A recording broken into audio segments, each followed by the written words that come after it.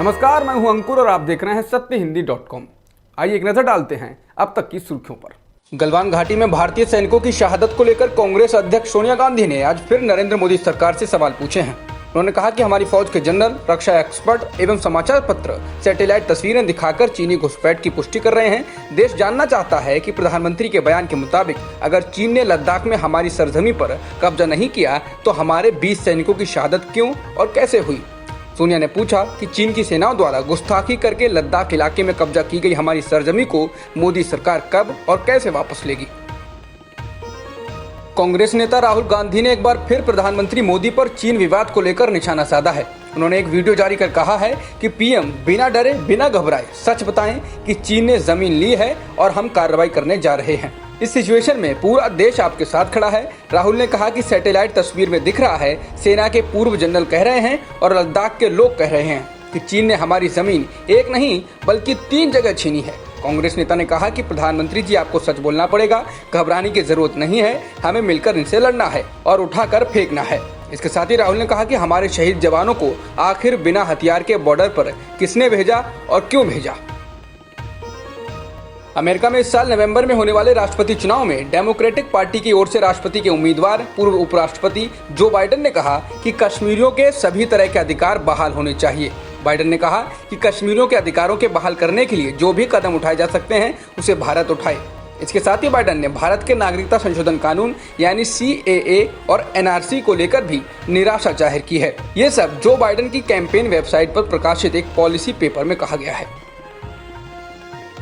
अमेरिकी विदेश मंत्री माइक पोम्पियो ने कहा कि चीन से भारत और दक्षिण पूर्वी एशिया में बढ़ते खतरों को देखते हुए अमेरिका ने यूरोप से अपनी सेना की संख्या कम करने का फैसला किया है।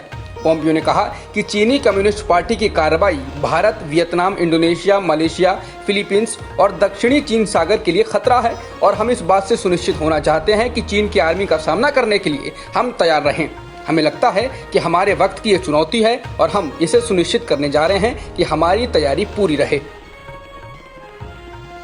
भारत में मानव तस्करी पर अमेरिकी विदेश विभाग ने एक रिपोर्ट जारी की है। रिपोर्ट में कहा गया है कि जम्मू कश्मीर में गैर राज्य सशस्त्र संगठन राज्य सरकार के खिलाफ शत्रुता के लिए 14 साल से कम उम्र के बच्चों की भर्ती कर रही है। रिपोर्ट में कहा गया है कि ये संगठन 14 साल के कम उम्र वाले बच्चों को लगातार सरकार के खिलाफ शत्रुता के लिए इस्तेमाल कर रहा है। अमेरिकी रिपोर्ट में आरोप लगाया गया है कि भारत ने 2019 में मानव तस्करी रोकने के लिए महत्वपूर्ण कदम उठाए, लेकिन उसने न्यूनतम मानकों को पूरा नहीं किया। राजस्थान सरकार ने national institute of medical science यानी निम्स जयपुर को बाबा रामदेव की कोरोना के इलाज के दावे वाली दवा के क्लिनिकल ट्रायल के संबंध में नोटिस भेजा है। रामदेव ने कहा था कि कोरोनिल नाम की इस दवा को पतंजलि रिसर्च इंस्टीट्यूट और निम्स जयपुर ने मिलकर तैयार किया है। उन्होंने ये भी कहा था कि दवा के क्लिनिकल कंट्रोल ट्रायल के लिए क्लिनिकल ट्रायल्स रजिस्ट्री इंडिया की मंजूरी ली गई थी। स्वास्थ्य विभाग के वरिष्ठ अफसरों का कहना है कि यूनिवर्सिटी को जवाब दाखिल करने के लिए 3 दिन का समय दिया गया है। CBSE बोर्ड की 10वीं और 12वीं की परीक्षाओं का रिजल्ट 15 जुलाई तक जारी किए जाएंगे। इसको लेकर आज सुप्रीम कोर्ट में सुनवाई हुई थी। इसके बाद फैसला हुआ है कि कक्षा 10वीं और 12वीं के जिन छात्रों ने परीक्षा पूरी कर ली है उनका सामान्य रूप से रिजल्ट आएगा, जबकि जिन छात्रों ने 3 से ज्यादा पेपर दिए हैं बचे हुए पेपर के लिए उनका रिजल्ट सर्वश्रेष्ठ 3 विषयों के औसत नंबर के हिसाब से दिया जाएगा। जिन्होंने 3 पेपर दिए हैं उन्हें सर्वश्रेष्ठ 2 विषयों के औसत अंक मिलेंगे और जिन छात्रों ने 1 या 2 पेपर खत्म किए हैं उनके नंबर बोर्ड की परफॉर्मेंस और इंटरनल प्रैक्टिकल असेसमेंट के आधार पर दिए जाएंगे।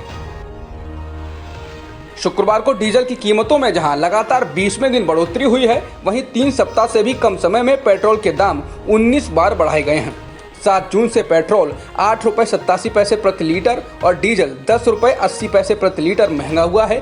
दिल्ली में अब पेट्रोल का दाम 80 रुपये 13 पैसे हो गया है, वहीं डीजल की कीमतें 80 रुपये 19 पैसे हो गई हैं। इसके अलावा मुंबई में पेट्रोल का दाम 86 रुपये 91 पैसे हो गया है, तो वहीं डीजल की कीमत 78 रुपये 51 पैसे प्रति लीटर हो गई है। भारतीय जनता पार्टी के राष्ट्रीय अध्यक्ष JP नड्डा ने कांग्रेस पर आरोप लगाते हुए कहा कि जब यूपीए की सरकार थी तो प्रधानमंत्री राहत कोष का पैसा राजीव गांधी फाउंडेशन को दान कर दिया गया था। उन्होंने कहा कि देश के लोग अपने खून पसीने की कमाई नागरिकों की मदद के लिए प्रधानमंत्री राहत कोष में देते हैं।